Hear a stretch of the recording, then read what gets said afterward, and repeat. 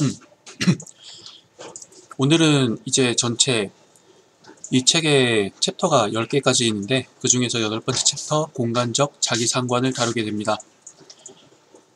공간적 자기상관을 다루는 이 챕터에서 7번째 챕터, 저번 챕터랑 가장 다른 점은 아까 학부생분들한테는 잠깐 소개하긴 했는데 속성 정보를 가지고 공간적 군집을 판별하고 그게 어느 정도 수준으로 군집인지 아니면 서로 흩어져 있는지를 아니면 무작위인지를 판별할 수 있다는 게 가장 큰 차이예요. 속성 정보를 고려한다는 점이.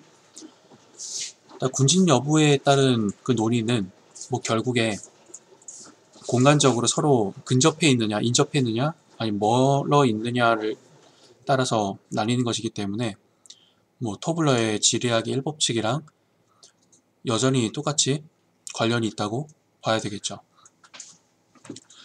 그래서 이 책에서 처음에 소개하는 내용이 그 부분이에요. 그래서 저번 그 챕터, 7번째 챕터에서 얘기했던 거와 달리 이 공간적 자기상관 챕터에서는 속성 정보를 추가로 고려를 할 것이다. 그렇게 할 수 있다라는 것이고, 그렇게 하기 위한 방법론으로서 이제 모란사이와 같은 통계 수치를 활용을 합니다. 라고 하는 얘기예요. 뭐 근데 결국에는 속성 정보를 전부 다 1로 동일하게 만든 다음에 모란사이 통계량을 계산해서 해석하면 속성 정보가 전부 다 같은 값이기 때문에 단순히 공간적으로 군집되어 있는지만 따져보기가 쉽기 때문에 별 문제는 안 되는데, 그래도 모란사이를 이용하면 속성 정보를 고려할 수 있다는 점이 또 추가적으로 의미가 있다고 할 수 있겠어요. 그래서 오늘 다루게 될 내용은 일단 시군구 인구 분포 데이터를 다루게 될 텐데, 잠깐 좀 확대를 좀 하고 보면은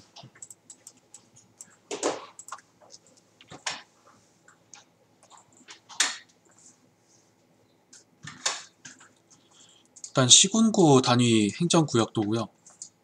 여기에서 왼쪽은 인구 분포, 오른쪽은 임의로, 이게 랜덤이라고 써져 있는데 랜드 넘버라고 써져 있는데 임의의 소수를 0에서 1 사이의 숫자를 임의로 배정을 한 거예요.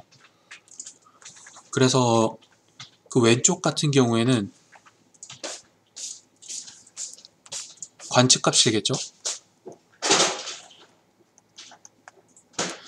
그 오른쪽 같은 경우에는 랜덤으로 부여했기 때문에 이거는 임의 분포가 되겠죠. 그러니까 랜덤 분포.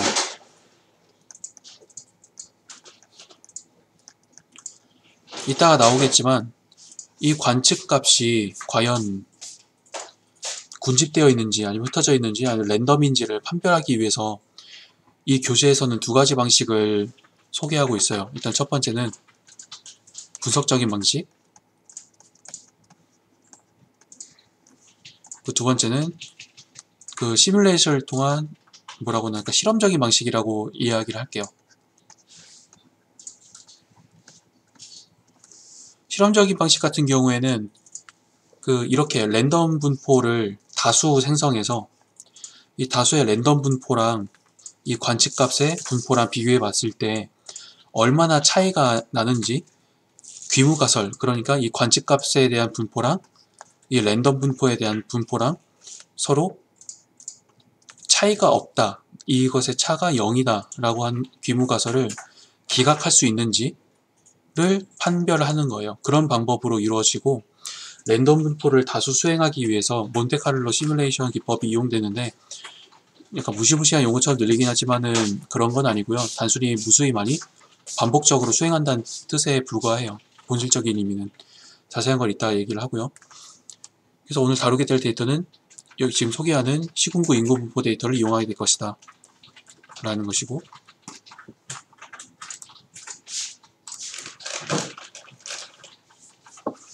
그 다음에 이제 오늘 다루게 될 통계량은 전역적 모란사이하고 그 다음에 국지적 모란사이를 같이 다루게 돼요. 전역적 모란사이 같은 경우에는 일단 둘 다 좀 써보면,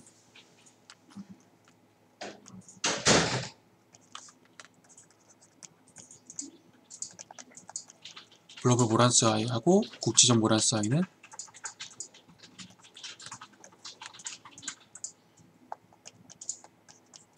이렇게 될 텐데, 이 둘의 관계는 뭐라고나 할까? 산술적으로 따지면은 그 모든 공간 객체별로, 그러니까 글로벌 모란스 i 같은 경우에는 이 하나의 데이터에 대해서 구하시게 하나의 레이어에 대해서 모란스 i 값이 산출되고요. 로컬 모란스 i, 국지적 모란스 i 같은 경우에는 이 공간 객체 하나하나 데이터로 치면 하나의 로우별로 데이터가 각각 만들어지게 돼요. 이렇게 무수히 많이 한 수백 개가 만들어지겠죠. 각각마다 만들어지는데, 수치적인 차원에서 이 둘의 관계는 글로벌 모란스 i를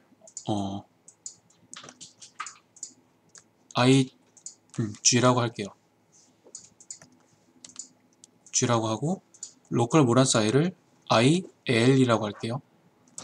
그러면은 IG는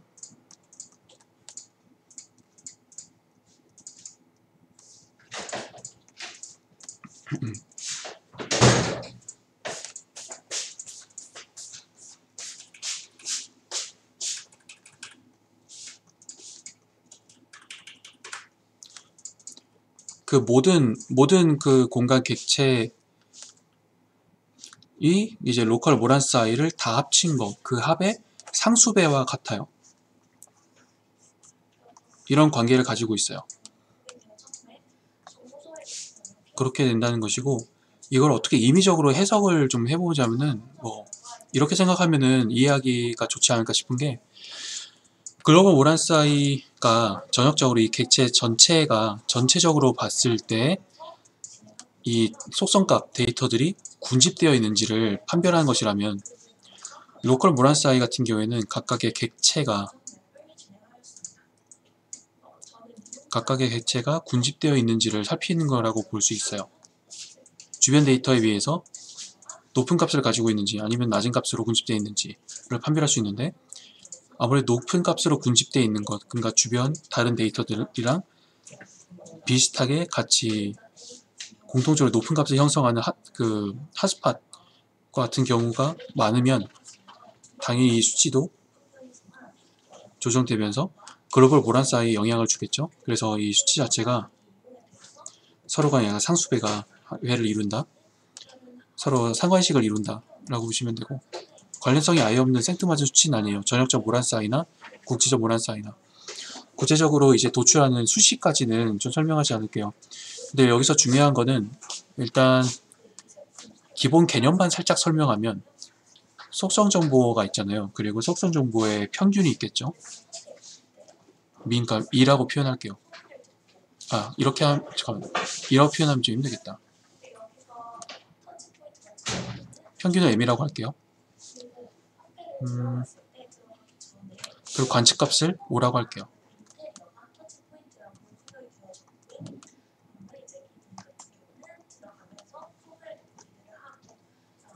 그러면은 오차가 있잖아요. 에러라고 할게요. 에러는 당연히 관측값에서 평균을 뺀 거죠.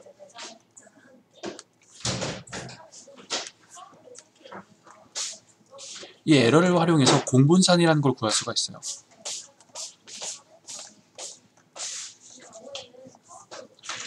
그러니까 데이터들이 서로 평균으로부터 멀어지려고 하는 경향을 가지느냐 라는 것들을 좀 알 수가 있어요.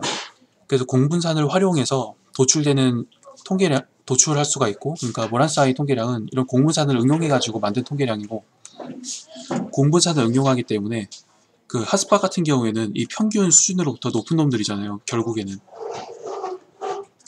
높은 놈들이 집합인데, 비공간 데이터와 근본적으로 다른 거는, 비공간 데이터 같은 경우는 공간 위치를 신경 쓰지 않는데, 공간 데이터 같은 경우 위치가 중요하잖아요. 그래서 일종의 그 공간 위치를 정의해주는 그 매트릭스를 만들게 돼요. 여기서는 그냥 이웃집합이라고 부르는데, 전문용어로는 스페셜 웨이트 매트릭스라고 합니다. 아마 이후에 10장쯤에 나올 거라고 생각하는데, 스페셜 웨이트 매트릭스, 공간, 가중, 행렬 그냥 붙였으면 되는데 공간 가중 스페셜 웨이트 매트릭스를 쓰게 되고 스페셜 웨이트 매트릭스를 형성해서 어떤 놈이 서로 공간적 영향을 받는 이웃인가 서로 영향을 주고받는 집단인가를 사전에 모델링을 해요. 그럼 그 데이터를 이용해 가지고 공무산을 좀 산정을 하되 서로 간에 영향을 주고받는 그 집단 자체가 이 공간 가중의 행렬을 따르게 돼요. 비공간 데이터 마냥 서로 간에 다 매트리스를 짜는 게 아니라 그런 차원에서 서로 영향을 주고받는 것들끼리만 서로 그 포뮬라 안에서 계산이 됨으로써 그 전적적 모란 사이를 계산할 때에도 이 데이터가 서로 공간적으로 상관관계를 이루는 서로 각 추 유의미하게 가까워서 서로 공간적으로 영향을 주고받는 놈들끼리 서로 같이 높다 라고 하면은 이 값 자체가 양수로 플러스로 큰 값을 가지게 되면서 p-value가 뭐 그 크리티컬한 숫자 그러니까 1%를 기준으로 삼는다면은 한 0.001보다 낮은 수치로 계산이 되겠죠. 그렇게 되는 거고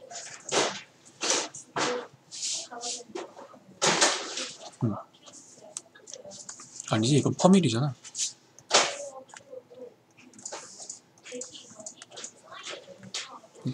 뭐 이런 식이 되는 것이고 그 다음에 어디냐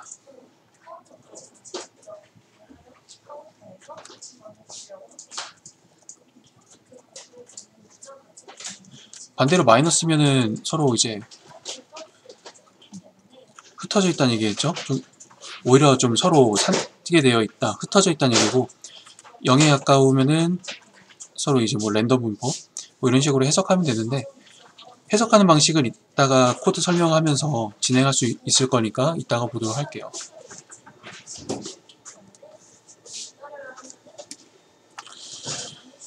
여튼 데이터를 가져와 전역적 모란 사이나 국지적 모란 사이를 계산해서 낼 수 있고 전역적 모란 사이 같은 경우에는 이런 식으로 몬테칼로 방법이든 어디 보자. 근데 그 뭐라고 나올까? 전역적 모란 사이를 검증하는 방법을 이 책에서는 아까 전에 그 두 가지 방식으로 소개하고 있다고 했잖아요. 일단 첫 번째는 분석적인 방식, 두 번째는 실험적인 방식이라고 할게요. 방식을 뭐 유형적으로 구분해 보자면 분석적인 방식은 일종의 연역적인 방식이고 실험적인 방식은 귀납적인 방식에 가깝다고 보시면 돼요.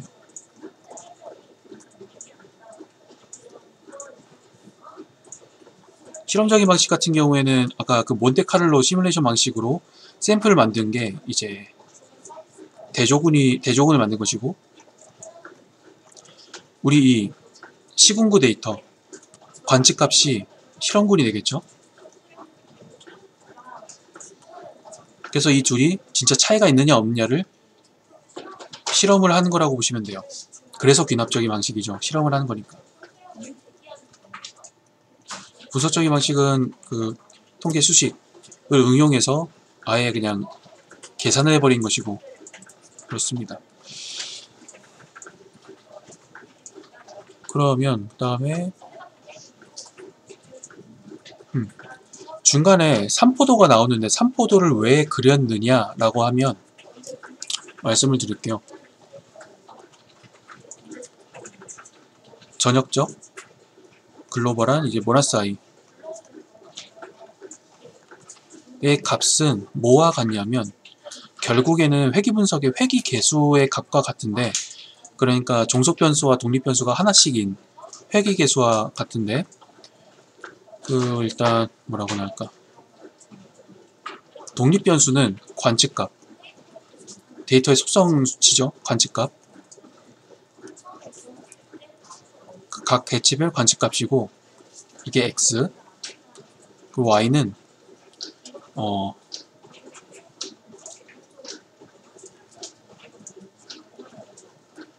스페셜 웨이트 매트리스가 적용된 이웃 관측값들의 평균.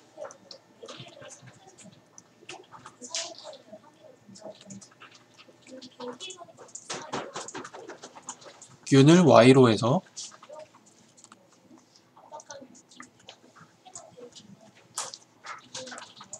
r로 리니어 모델링, 그러니까 선형 회귀 분석을 돌리고 그렇게 수식이 만들어지잖아요. 그러니까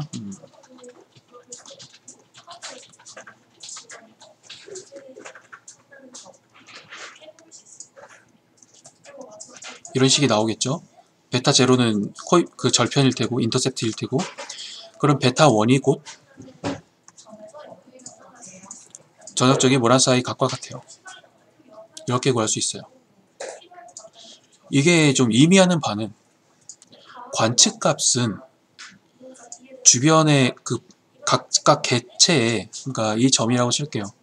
이 점, 빨간색으로 하고 싶은데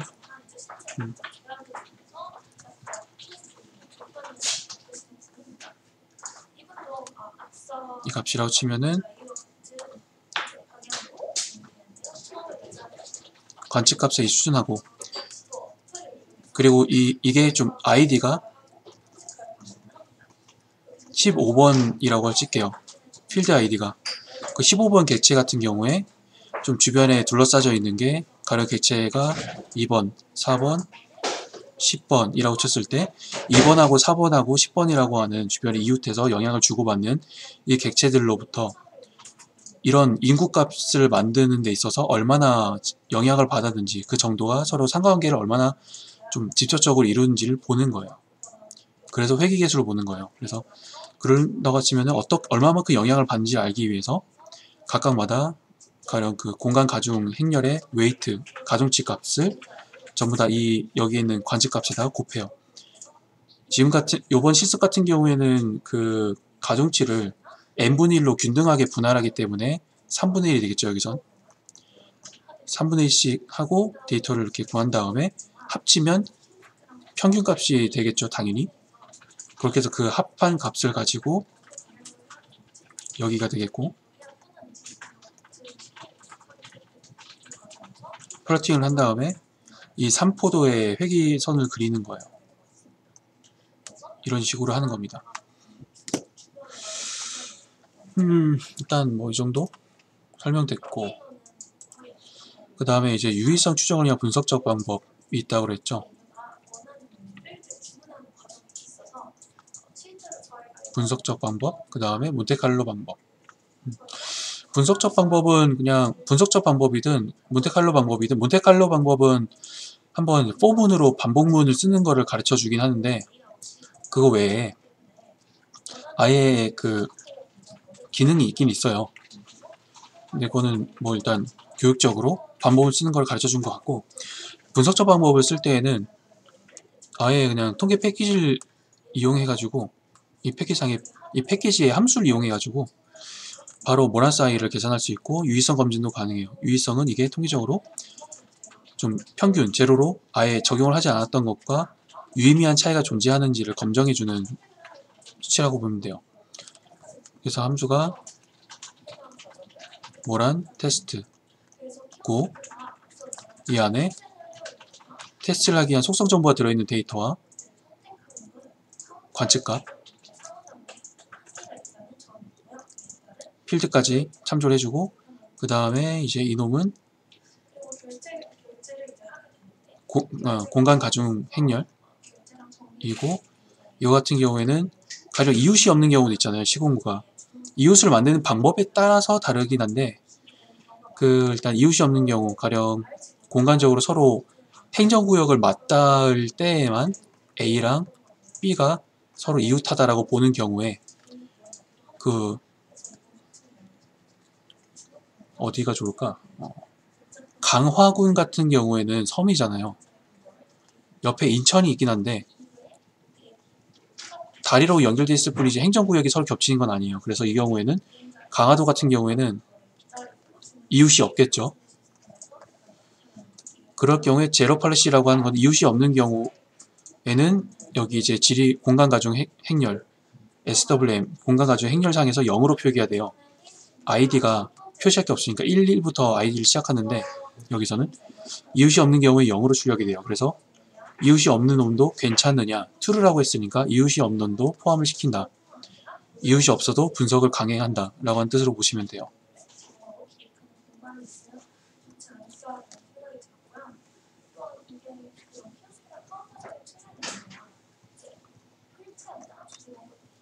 그러니까 이웃이 없는 아싸여도 괜찮은지 라고 물어보는 거예요. 그 다음에 일단 모란사이 테스트를 했습니다. 데이터 넣어준 대로 웨이트, 스페셜 웨이트 매트릭스 집어넣고 by no neighbor observer, 그러니까 네이버 이웃이 없는 놈도 존재합니다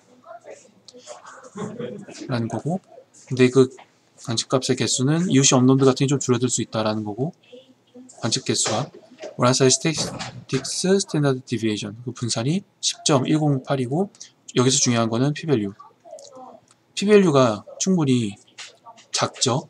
한 1% 기준으로 크리티컬 레벨이 한 0.01이라고 쳤을 때 충분히 그보다 낮으니까 무엇이든 이제 통계적으로 좀 유의하다, 모란사이가 유의하다라고 볼 수 있는 거고, 얼터네이티브 하이퍼테시스는 이제 귀무가설인데, 귀무가설에서 봤을 때 상대적으로 봤을 때 그레이터니까 이거는 만약에 p-value에서 통과됐으니까 이걸 믿어도 되는 것이고, 그레이터라고 하면은 이게 핫스팟을 의미해요. 지오보다 그러니까 좀 군집되어 있다는 뜻이죠. 그리고 샘플 에스티메이트에서 모란사이 통계값 그리고 추정값 그 다음에 분산을 나타냈는데 여기서 모란사이 값이 0.433341047로 기록을 했죠. 이런 식으로 읽으시면 돼요. 결과는 이렇게 되는 거고, 유의성 추정을 위한 몬테칼로 방법 같은 경우에는 실험구가 대조군을 만든다고 했잖아요. 그래서 대조군을 만들기 위해서 무수히 많은 샘플을 만들어서 진짜 무작위 출수되는 데이터를 만들어야 돼요. 그러니까 뭐라고나 할까, 지금 코로나 백신 가지고 임상 실험한다 모르잖아요. 그랬을 때 여러 마리의 쥐를 데리고 실험을 하는 경우가 있죠. 생물학 이런 실험을 할 때 이렇게 있는데, 쥐 한 마리를 데리고 실험을 하면 실험의 성과 자체가, 결과 자체가 좀 표본이 적기 때문에 알 수가 없잖아요. 근데 이놈을 100마리, 1000마리, 10,000마리 이런 식으로 높이면 실험 결과에 대한 그 신뢰도가 당연히 그에 따라 가지고 높아지겠죠. 그런 거예요. 그러니까 이거의 요지는 그 관측값에 따라서 모란사이를 구했잖아요.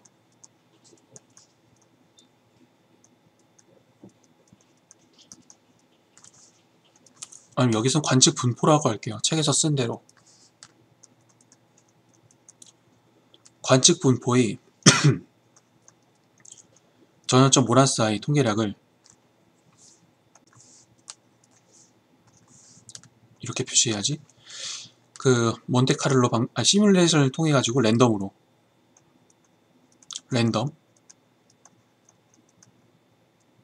랜덤 분포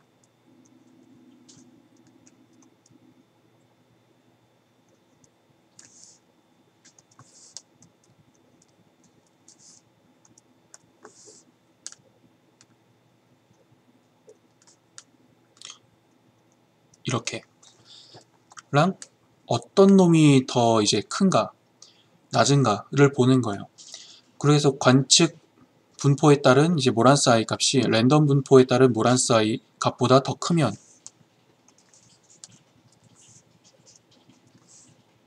군집이겠고, 서로 크게 차이가 벌어지지 않으면 서로 이제 좀 뭔가 어떤 쪽으로 결론이 날지 알 수가 없죠.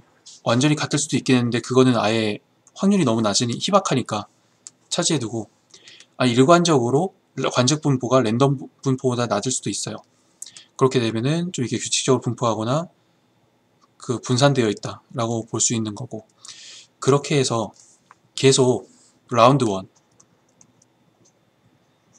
1부터 여기에서는 999니까 라운드 1부터 이제 999번까지 하니까 라운드 1000까지 있겠네요.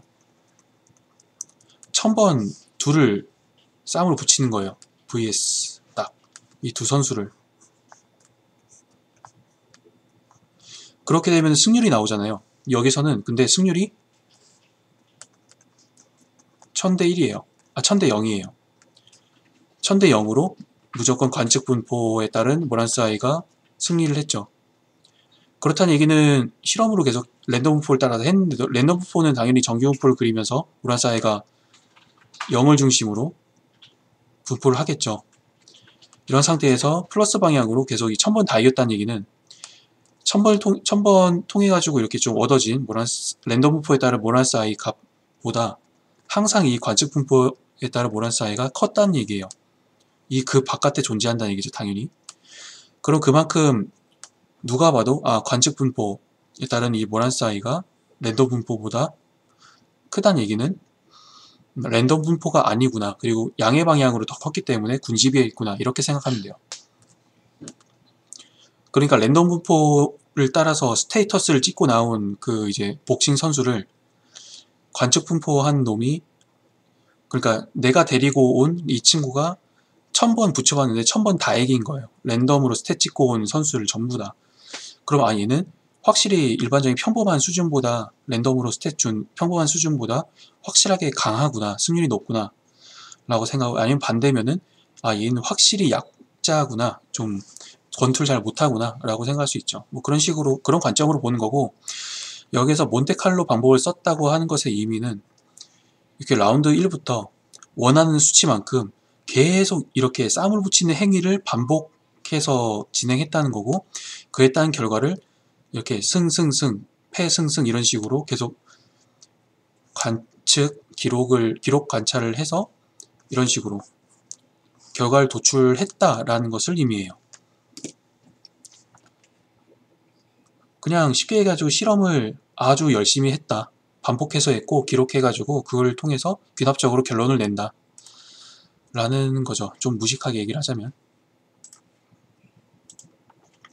그런 것이고, 그래서 이렇게 히스토그램으로 그려졌죠. 몬테칼로 시험에 따른 이 구간별로 이 가로축이 모란스 아이 값인데 0을 중심으로 정규분포를 이루는 걸 알 수 있죠. 근데 여기에 대해서 이제 p-밸류를 구할 때 좀 분석적인 방법으로 할 때랑 다른 방법을 써요. 그래서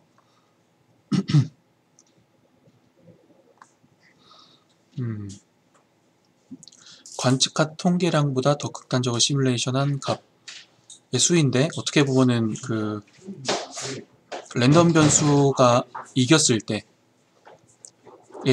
그 랜덤 변수의 승리 횟수겠네요. 근데 한 번도 이긴 적이 없죠. 그리고 실험 횟수, 라운드 횟수는 1000번이었죠. 999번이었죠. 한 번도 이긴 적이 없고 999전 0승이죠. 그러니까 이걸 기억할 때는 이게 좀 p-밸류가 분석적인 방법이 조금 한 방법이 달라가지고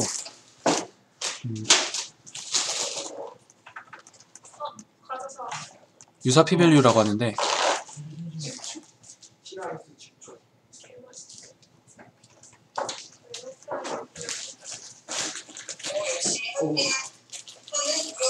여포 하나 쓰세요.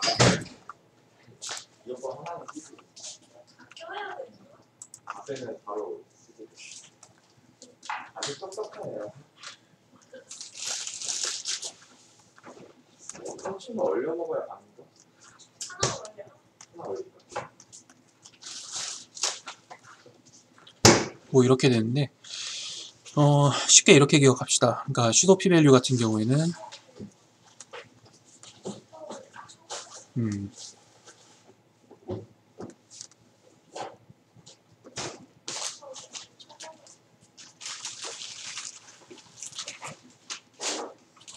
랜덤 변수의 전적, 그러니까 도전자라고 할게요. 랜덤 변수로 새로 끊임없이 새로운 도전자가 나온 거니까 우리의 챔피언 관측값이 몇 번을 졌는지, 도전자 승리 수 플러스 1. 여기서 분모랑 분자랑 다 일씩 해주는 이유는 뭐 스케일링을 하기 위해서 좀 그런 것 같은데, 이렇게 기억을 하면 되겠죠. 그렇게 하면은 이제 라운드 수는 999번 했었어요. 뭐 계산하기 쉽게 하라고 그렇게 하는 건데, 그래서 도전자는 999전 0승을 했다 라는 거죠. 그러면 1000분의 1이 되죠. 그러면은 이제 0.001이 되는 거예요. 그럼 당연히 1%보다 낫겠죠. 그렇게 해서 보시면 됩니다. 이 두 가지 방식으로 또 국지적 모란사이 분석할 때에도 쓰지 않는구나. 밴드폭 이게 국지적에선 쓰이지 않는데 밴드폭 거리에 따른 모란사이에서도 똑같이 두 가지 방식을 써서 검증을 해요. 근데 그러면 여기서 밴드폭 거리에 따른 모란사이랑 유의성 어디냐 앞에서 따로 얘기를 안 하는구나. 그럼 밴드폭 거리에 따른 모란사이를 또 왜 이렇게 하느냐. 이거는 공간 가중 행렬 스페셜 웨이트 매트리스를 만드는 방식에 따라서 크게 컨티규이티, 인접 방식하고 디스턴스 방식을 비교하느라고 이렇게 책이 구성된 거예요. 그러니까 스페셜 웨이트 매트릭스를 구성하는데 이 책에서는 컨티규이티,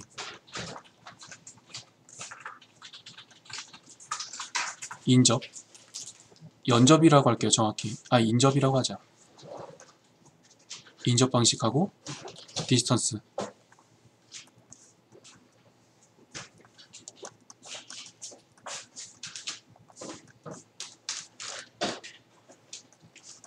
거리 기반 방식하고 뭐 다른 방식도 여러 가지 많을 텐데 일단 크게 대표적으로 자주 쓰이는 게 이 두 가지 방식이에요. 여기서 인접 방식은 뭐 C라고 할게요. 거리 방식은 D라고 하고 그러면 인접 방식 같은 경우에도 이게 그 체스 말판이랑 비슷한데 퀸 방식이 있고 비숍 방식이 있고 룩 방식이 있겠죠. 뭐 아래서부터 할까요? 룩 방식 같은 경우에는 자기 자신을 중심으로 당연히 체스 다 알고 있잖아요. 체스 말 이렇게 하고 비숍 같은 경우에는 이렇게 대각으로 가고 퀸 방식 같은 경우에는 이렇게 일단 팔방으로 가잖아요. 근데 이게 공간정보적인 차원에서 무슨 의미를 갖느냐면 룩 방식 같은 경우에는 그러니까 라인, 변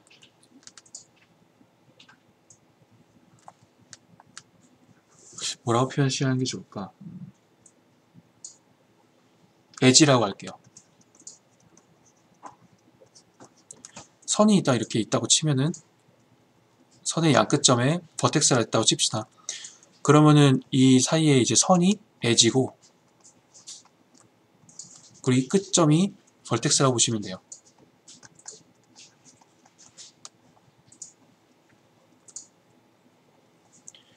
그런 점에서 이 룩 방식 같은 경우에는 서로 엣지를 그러니까 변을 서로 공유하고 있느냐를 가지고 이웃 여부를 판단하는 것이고 비숍 방식 같은 경우에는 서로 이제 버텍스를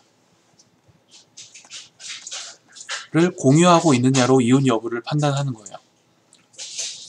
그러니까 변이 아니고 그 버텍스를 통해서 서로 넘어갈 수 있느냐 그래가지고 판단을 해요. 그래서 서로 변을 공유한 경우에는 버텍스를 타고 그쪽 방향으로 진행했을 때 이웃이 되진 않잖아요. 그래서 빠지게 돼요.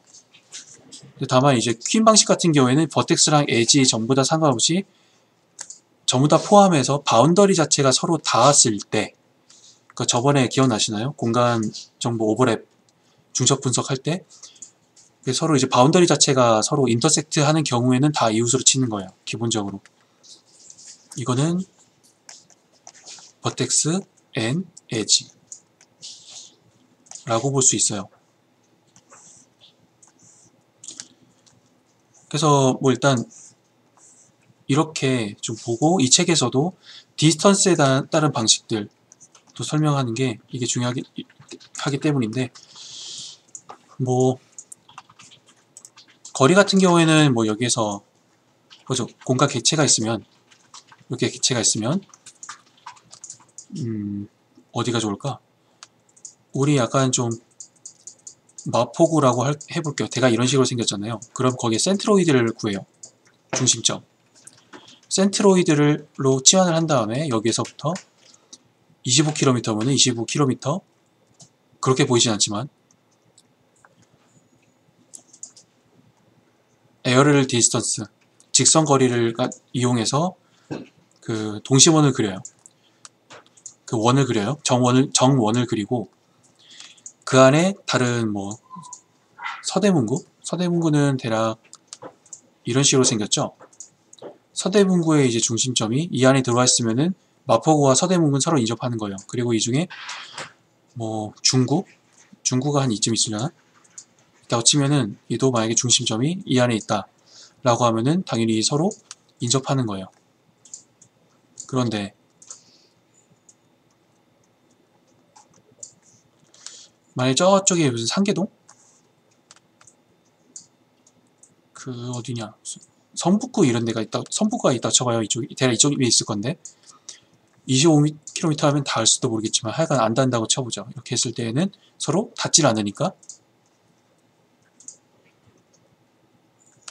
이웃이 아닌 거예요. 이런 식으로 보는 거고, 이게 당연히 75km가 되면은 닿겠죠. 그래서 서로 이웃이 되고 이런 방식입니다. 근데 다만 이거를 상황에 따라서는 도넛 형식적으로 만들 수가 있어요. 그러니까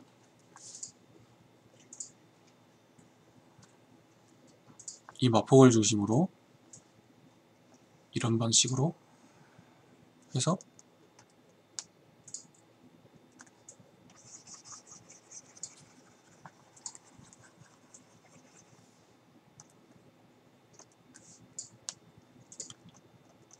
(25km에서) 한 (35km) 사이에 이 도넛 모양 이 안에 위치한 곳들이 인접하다, 공간적으로 서로 상호작용을 한다, 영향을 주고받는다 라고 볼 수도 있어요. 그렇게 되면은 서대문구하고 중구는 빠지게 될 것이고, 이 그림상에서는 그 노원구나 아니면 이런 성북구가 포함되게 되겠네요. 그쵸? 잘 쓰지 않는 방식이긴 한데 가능하다는 것이고, 이런 경우에는 가령 그건 있을 수 있어요. 그러니까 공장 굴뚝이 이쪽에 있다고 쳤을 때, 공장 굴뚝이 있을 때 이 오염물질이, 스모그가 하늘로 이렇게 퍼져가지고 일정 거리를 비행한 다음에 수증기를 만나서 무거워져가지고 땅에 이제 흩뿌릴 수가 있잖아요. 그쵸? 그런 경우에는 너무 가까운 곳들에는 영향이 사실 좀 덜 끼칠 수가 있어요. 관측하는 약간 지상 한 5m, 10m쯤에 관측 센서가 있을 텐데 그쯤에는 관측되지 않다가 일정 한 높이로 일정 거리 날다가 떨어지면은 그 정도 범위 내에서 영향을 더 강하게, 아주 가까이 있는 지역보다 일정 도넛 모양으로 좀 영향을 미치는 모형도 상황에 따라서는 가능해요. 그래서 여기서 중요한 거는 사실 어떻게 보면은 이 공간적 자기상관이나 챕터 10번째 챕터에 나오는 마지막 챕터가 그 공간 가중 회귀 분석이거든요. 그것도 그렇고 결국에는 이제 서로 영향을 주고받는지, 공간 단위 사이에서 공간 단위들이 서로 어떻게 영향을 주고받는지, 그리고 그 정도는 어떠한지를 정확하게 알고 반영해 주는 게 매우 중요해요. 정말로 중요해요. 그래서 그 부분을 모델링을 하기 위한 방법이 여러 가지가 있다고 소개하는 거에 불구하고, 사실 이걸 실제 적용하려면 여러분들이 책을 찾아보든 경험을 하든지 간에 나름대로 지식이 있어야 돼요. 뭐 있죠, 컴퓨터 사이언스 이쪽에선 도메인이라고 하던데, 그 문제 자체, 해결하려고 하는, 분석하려고 하는 문제 자체에 대한 이해가 있어야지, 아무리 코딩 실력이라든가 좀 통계적 지식이 있더라도 문제를 풀려고 하는 쪽에 대한 그 정보가, 지식이 부족하면은 엉뚱한 결과를 내기 마련이에요. 좀 그런 한계가 있을 수는 있어요. 그래서 공간 정보를 다룰 때에는 특히나 이런 문제가 더 있을 수 있으니까 주의해야 되고, 또 추가로 본격적으로 일단 주요 핵심적인 개념들은 다 설명한 것 같아요. 그쵸? 다 설명한 것 같고,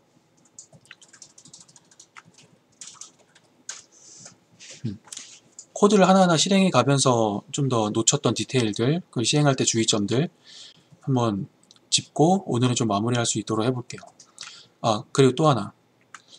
혹시 거리 지체값, lagged value라고 할 때 lag가 대체 무엇일까라고 생각할 수 있잖아요. 근데 이거는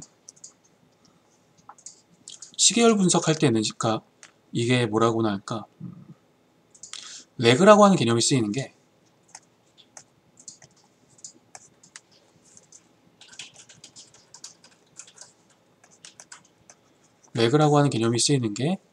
보통 시계열 분석할 때 이제 타임, 시간 개념이 들어갈 때, 아니면 공간 개념이 들어갈 때 스페이스.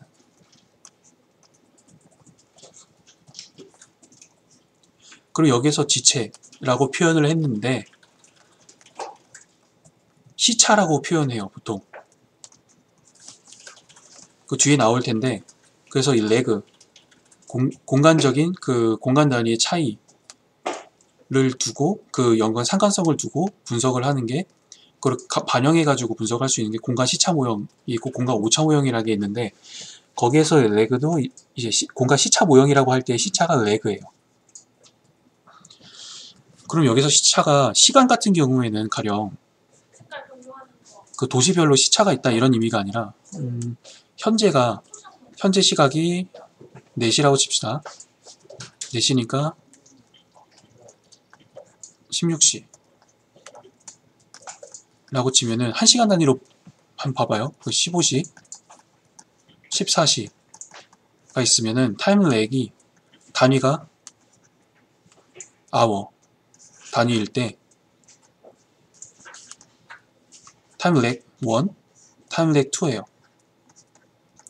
레그가 하나씩 더 누적될 때마다 그 시간 단위별로 하나씩 더 과거로 가요. 보통 과거를 보니까 이런 차원에서 시차인 거고, 공간 정보를 다룰 때에는 이렇게 데이터가 있을 때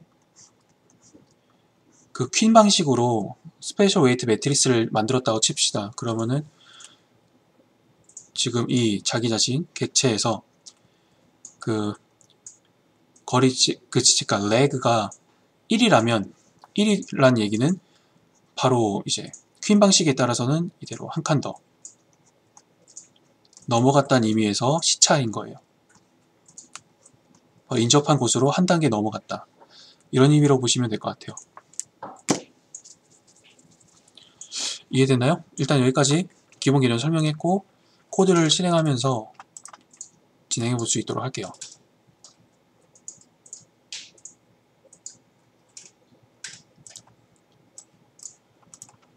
어디 보자.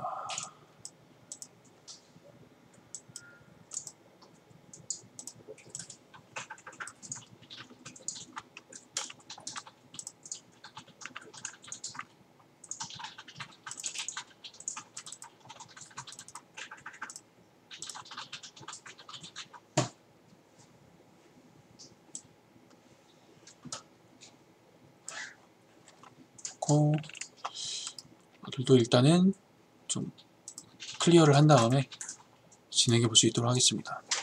네, 그 여러분들께 나눠드린 코드 자체가 이런 식이고,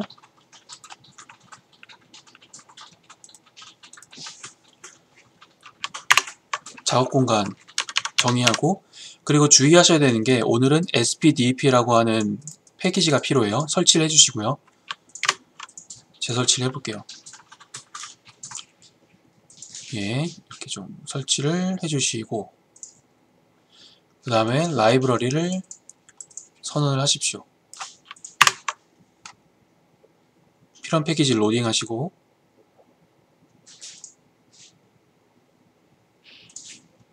그 다음에 오늘 설치한 패키지도 역시 로딩 하시고요.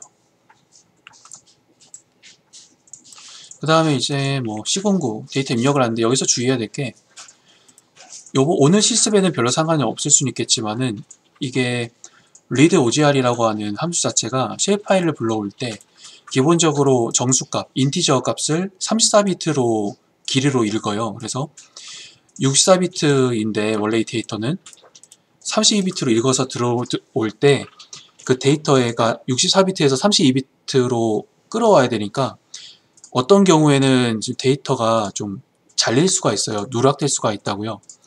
그래서 그 부분을 좀 수용해도 되는지를 판단하고 조치를 취해야 되는데, 이렇게 가져올 수는 있으나 경고 메시지도 뜨고 이거는 꽤 문제는 없는 거고, 이유는 예전에 설명했죠. 그래서 이 부분을 좀 감안을 하시고 싶으시면은 매개 변수로 인티저 64비트 64비트 인티저 데이터 값에 대해서 어떻게 처리하겠느냐 이런 내용이고, allow loss, 그러니까 데이터가 누락돼도 상관없다, 그러니까 가져와라 라고 하는 의미에 가깝고요. 실행을 하면 이렇게 데이터 정상적으로 또 잘 가져와지고, 그렇게 하지 않으면, 왜냐면 한번 이전 걸로 다시 한번 덮어볼게요. 이렇게 매개변수 값을 넣지 않으면 문제가 뭐냐면, 데이터에서 파퓰레이션 인구 값이 숫자가 돼야 되는데 캐릭터, 문자 값으로 가져와요. 문자 값으로 가져오게 되면은 모란사이라와 같은 그 수치의 해석이 필요한 숫자형 데이터로 연산을 들어가야 되는 경우에 일단 진행을 할 수가 없어요. 캐릭터 문자형이기 때문에.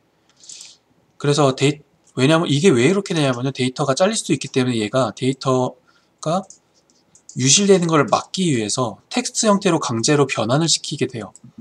그래서 이걸 막기 위해서 인티저 64비트 같은 경우에 유실돼도 상관없으니 인티저 그 정수형을 계속 유지해서 가져오라고 하는 뜻인 거예요. 그래서 새로 가져오면 파퓰레이션 데이터가 인티저로 제대로 들어왔죠. 그래서 이렇게 가져오는 거고, 이웃 설정은 네이버, 폴리곤 to 네이버라고 하는 뜻이에요. 폴리곤을 네이버, 그러니까 이웃이 서로 공간적으로 이웃인가, 영향을 주고받는 놈인가 아닌가를 따지는 거예요. 여기서 시군구라고 하는 데이터를 넣게 되어 있고, 그 다음에 그 이웃 설정 방식이 다른데, 여기선 퀸 방식, 일종의 컨티규이티 방식이죠. 인접선 방식인데 트를 하고 했으니까 그대로 진행하겠다라는 거고, 실행하면 시간이 조금 걸려요. 이웃 꾸미는 게 생각보다. 모든 경우의 수를 서로의 조합을 다 따져야 되기 때문에 시간이 조금 걸리고요.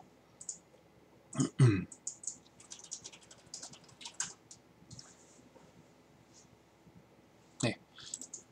다음에 보시면은 이게 아니지.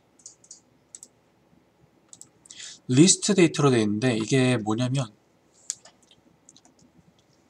스페셜 웨이트 매트릭스를 만들기 전 단계이긴 한데, 이거 가중치를 적용하지 않았을 텐데, 기본적인 구성 자체가 텍스트 파일로 읽어드리게 되면은 2, 4, 6, 8, 12, 13 개행 줄바꿈을 해서 1, 3, 4, 6, 13, 14 이런 식으로 계속 쓰여져 있을 거예요. 그러니까 이 줄 하나하나가 첫 번째 줄은 이 첫 번째 객체인 거고, 두 번째 줄은 두 번째 객체로 할당이 되는 거고요. 여기 있는 숫자들은 이웃한 그 공간 단위들의 아이디예요. 그러니까 1번 객체는 2번 객체와 3번 객체와 6번 객체, 8번 객체, 12, 13번 객체와 이웃한다 라고 표시를 해주는 거예요. 이런 식으로. 자료 구조는 데이터의 구조는 그렇고요. 그래서 이걸 가지고 가중치를 만들게 되면은 네이버 to list weight 이 뜻이고, 이웃 설정한 거 네이버를 한 다음에 스타일 W 같은 경우에는 균등하게 가중치를 형성한다는 거예요. 제로 팔라시는 이웃하지 않는 놈이 있어도 괜찮느냐라는 건데, 괜찮다라는 의미에서 true로 써주면 되고, 실행하면 완전히 공간 가중 행렬이 완성됐는데, 이 안에 네이버는 아까 만드셨던 nb 파일을 가져온 거고, 얘를 토대로 이 웨이트 보시면 아까 봤었던 2, 4, 6, 8, 12, 13번 객체가 각각 이웃하는데, 이웃한 놈들이 가중치가 형성되지 않았다가 개수에 따라서 균등하게 이걸 다 합치면 1이 되죠. 1이 되는 방향으로 2개면 0.5, 4개면 0.25, 5개면 0.2 이런 식으로 계산이 된 거예요. 그러니까 1번 객체에 대해서 각각의 그 이웃하는 이 네이버가 되는 객체들로부터 각각 전체로부터 받는 영향이 합계가 1이라고 치면은 각 객체별로 0.167만큼 영향을 받는다는 의미죠. 그래서 나중에 인구값이랑 이거랑 바로 곱해가지고 합해버리면 그 평균값이랑 같아지는 거예요. 그런 다음에는 그 산포도, 공간시차를 적용한 인구값 산정 자체가 아까 말씀드린 그 내용이죠. 경고별 시가 뜨는 거는 실행이 되지 않았다는 의미가 아니라 이웃이 없는 놈이 있기 때문에 데이터가 이웃이 없는데 공간시차를 적용해서 인구 평균값 그 공간시차를 적용한 평균 인구값이 더 정확할 것 같은데 공간시차 자체가 없기 때문에 산정이 안 되는 놈들은 데이터가 없어지게 되겠죠. 그렇게 돼 있다는 뜻이고 데이터 열어보면은 리스트네요. 그래서 33만 1003명이라고 하는 거는 첫 번째 객체의 경우에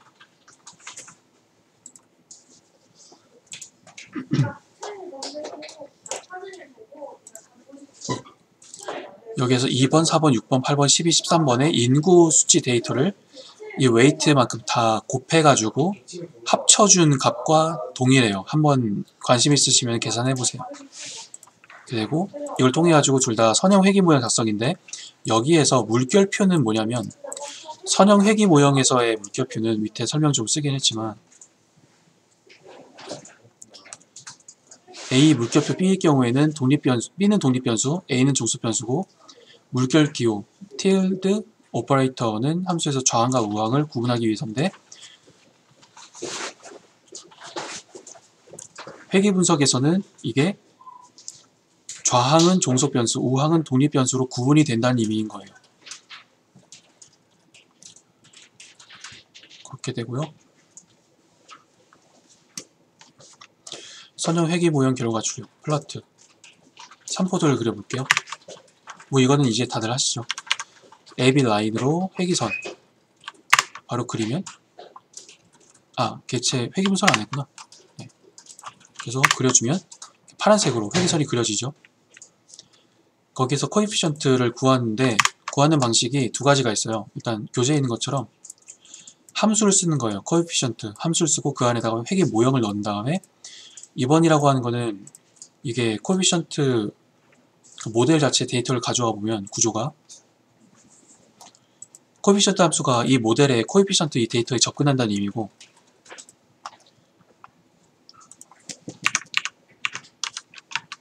접근하지 않고 그냥 바로 코에피션트 이 모델에 대해서 바로 가져오게 되면은 인터셉트에 대한 인터셉트랑 시공구 데이터에 대한 코에피션트가 다 나오게 되죠.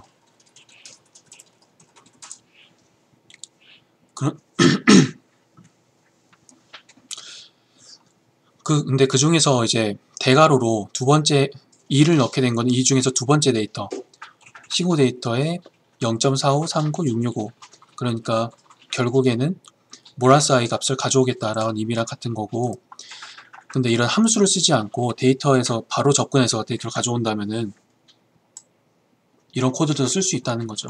그러니까 M이라고 하는 일단 데이터에서 코에피션트라고 하는 클래스 그 데이터에 들어가서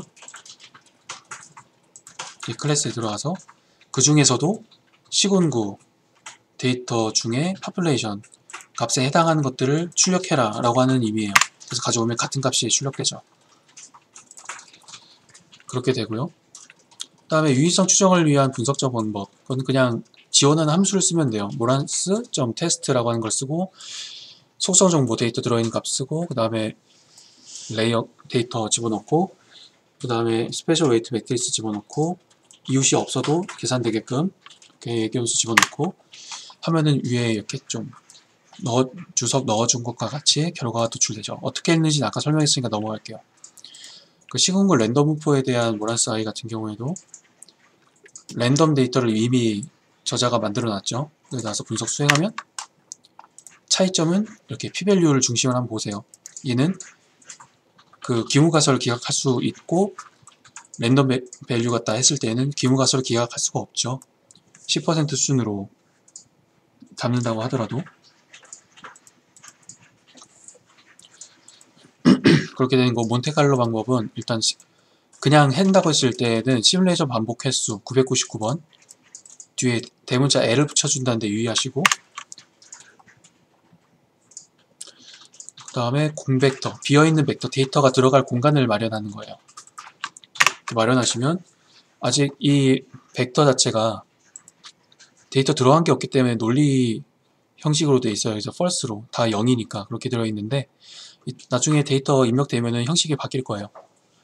그리고 그 다음에는 for문을 쓰는 건데, for문은 조건이 달성될 때까지 그 조건에 따라서 계속 이제 실행을 하는 거라고 볼 수 있어요. 그러니까 for i in 1에서 n이라고 치면은 1번부터 n 번까지 계속 반복을 한다라고 좀 보시면 되고, 그 이후에 그러면은 어떤 코드가 계속 반복될 것이냐를 여기서는 이 대문자로 싸가지고 보여준 거예요. 싸가지고 정의를 해준 거예요. 프로그램에 익숙하신 분들은 굉장히 좀 친숙하실 겁니다. 그리고 이 안에 실행을 할 코드들을 써놓고 마지막에 중괄호를 닫고, 중괄호 가지고 이렇게 코드를 묶어줘요. 그런 것이고, 당연히 R 같은 경우에는 파이썬이랑 마찬가지로 순차적으로 코드가 실행되겠죠. 그래서 공백도 작성하고 얘네들을 같이 드래그를 싸가지고 Alt 엔터에서 실행해주면 실행이 됐고, 50건 이상의 경고가 발생했다는 것은 그 이웃이 없는 경우에 웨이트 값이 없으니까 문제가 발생했다는 뜻인데, 우리 결과가 오는 데는 의미가 없는 거니까 그냥 무시하셔도 좋아요. 그 다음에 넘어가서 그 결과를 히스토그램 가지고 한번 열어보면 이렇게 보시는 것처럼 분포가 되어 있는 걸 알 수가 있죠. 이런 식으로. 그 다음으로는 뭐냐, 딱 보면은 0을 중심으로 전기분포를 이루죠. 그리고 재밌는 게 이게 또 한 번 돌리면은 랜덤으로 하는 거다 보니까 다시 또 결과가 바뀌어요. 한 번 더 실행할게요. 실행하고 플러트를 다시 실행하면은 그림 바뀌죠. 이렇게 해도 또 바뀌고,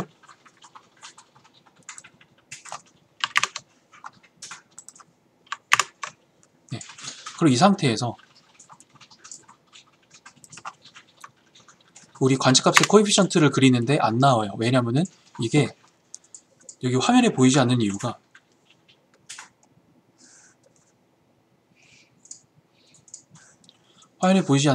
그 값이 워낙에 너무 동떨어진 곳에 값이 딱 이렇게 존재하기 때문이에요. 이런 식으로 너무 먼 곳에 그만큼 격차가 크다는 얘기죠. 그 얘기고, 그 몬테카를로 대비 그레이터 같은 경우에는 그레이터 어떤 게 더 높은가 값을 가지고, 이게 조건이 충족하면은 조건이 충족했을 때 다 1이 될 거 아니에요. 그런 경우에 다 합치게 되면은, 그러니까 승률이죠. 어떻게 보면 999번. 우리 관측값은 무적으로 항상 이 모든 관측값보다 다 우위를 점한다는 걸 알 수 있어요. 그리고 이걸 가지고 그 슈도 p-밸류를 계산한 결과를 만들고 출력하면 0.001 퍼밀이네요. 그렇게 계산이 되고, 이거는 당연히 이렇게 moran.mc라고 하는 그 함수를 이용해서 바로 수행할 수가 있어요. 뭐 여기서는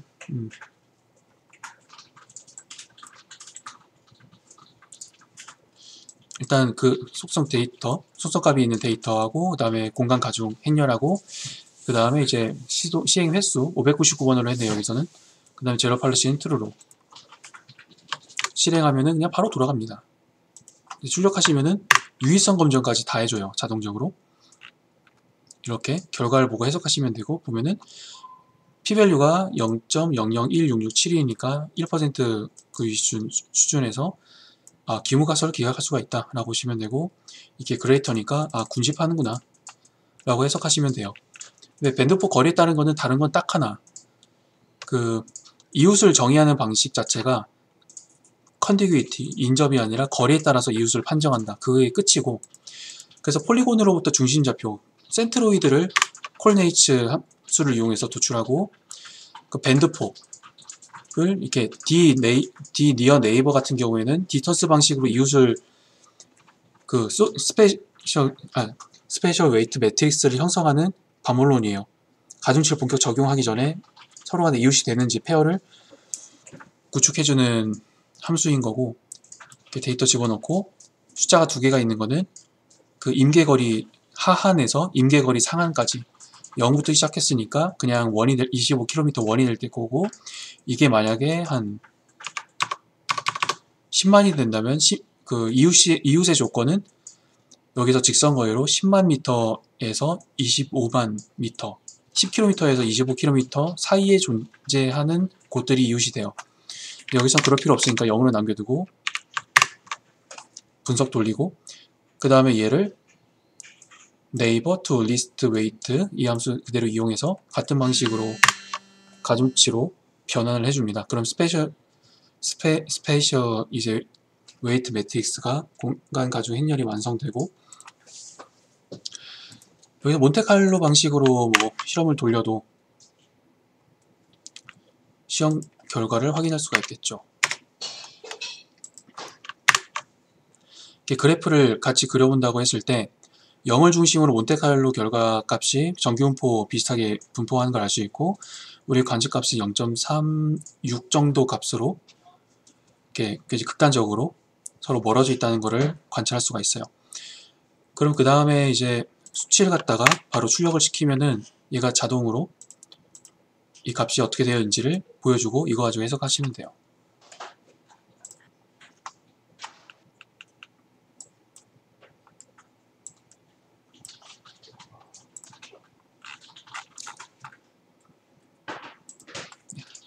이렇게 되고, 그 다음에 밴드를 75km로 바꿔가지고 한다고 했을 때에도 뭐 보도록 하죠. 내용 같으니까 금방 바로 실행을 할게요.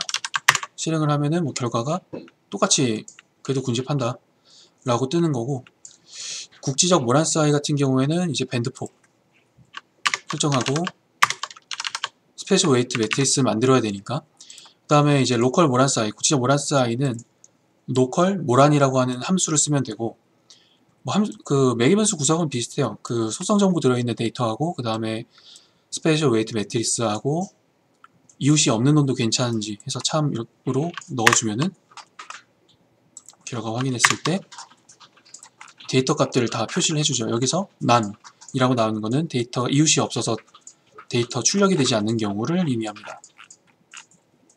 그리고 이거는 그 로컬 국지적 모란스 아이 값들을 의미하고, 이건 그 예로 베리에이션 분산 G스코어 표준화 했을 때, 그 이거는 P밸류 확률 보고 나타내고, 이 상태에서 이제 데이터 프레임으로 그려보면은 이렇게 좀 서로 간에 스케이터 플러스 그릴 수 있고, 기준선을 그려서 보게 되면 이놈이 기준선을 중심으로 4분면 상에 이제 1사분면, 2사분면, 3사분면, 4사분면에 위치하잖아요. 그래서 각각마다 해석이 이게 좀 더 멀리 들어가면 갈수록 좀 하이하이에 가깝다, 로우로우에 가깝다 이런 식으로 해석할 수가 있는데, 자세한 거는 뭐 나중에 이제 다음 시간에 기회 있으면 리사를 소개시켜 드리도록 할게요. 오늘 시간이 너무 오래돼서 이 정도로 하고, 나중에 기회 되면은 제대로 소개를 할 텐데, 뭐라고나 할까, 핫스팟, 이게 어떻게 보면 일종의 핫스팟 분석인데 한계가 있어요. 그러니까 완전히 다 이제 그 높은 값들이 군집되어 있는지 아니면 낮은 값들이 군집되어 있는지를 따질 수밖에 없고, 그 유독 낮은 값들 사이에서 높은 값 하나가 튀는지 아니면 높은 값들 사이에서 낮은 값 하나가 튀는지를 알기는 어려워요. 뭐 그런 한계가 있어서 리사라고 하는 게 개발됐는데, 지금 오늘 할 만한 진도는 아닌 것 같고, 그래서 뭐 제목 넣고 라벨까지 붙이면은 뭐 이렇게 오늘 실습이 마무리되게 됩니다. 일단 오늘 뭐 녹화는 여기까지 하고 중단하도록 하고,